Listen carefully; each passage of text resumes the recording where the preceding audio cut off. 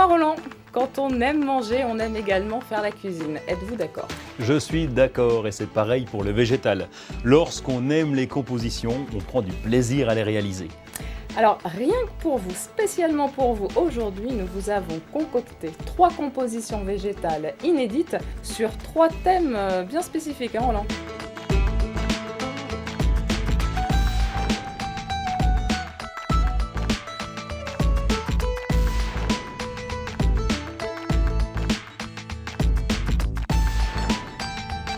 Ce qu'on peut remarquer tout de suite, c'est que les contenants n'ont rien à voir les uns avec les autres. Ah non, ils sont complètement différents, mais déjà dans leur matière. Voici un pot en résine, une balconnière en résine, la balconnière traditionnelle en plastique, mais qui a son intérêt, et puis un pot, une poterie terre cuite émaillée.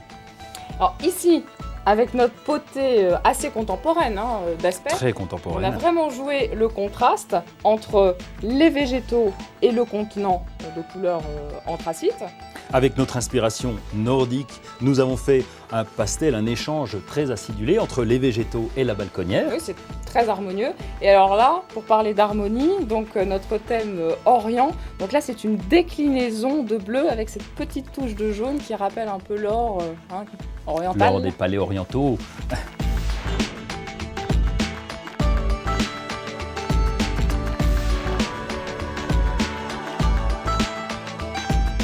Énorme avantage justement de ces petits contenants, c'est qu'on a mis très peu de temps à les réaliser parce qu'on travaille sur un espace qui est très concentré. Eh oui, le jardinier moderne n'a pas besoin d'outils. Par contre, juste un petit inconvénient, comme le volume de terre est relativement réduit, il faut arroser régulièrement, en fonction évidemment des intempéries, puisque ces potées seront à l'extérieur. Et puis, puisque nous sommes dans l'entretien, autre chose, c'est retirer les fleurs fanées lorsque l'occasion se présente, et puis surtout lorsqu'elles sont fanées. Bon, ça devrait pas être trop dur, c'est gérable. Je vous laisse faire. Non, il y en a pas encore. Bon, un des aspects magiques de ces compositions, c'est vrai qu'elles donnent une impression d'abondance, de profusion. Bien sûr, nous avons planté très serré, ne laissez aucun espace libre.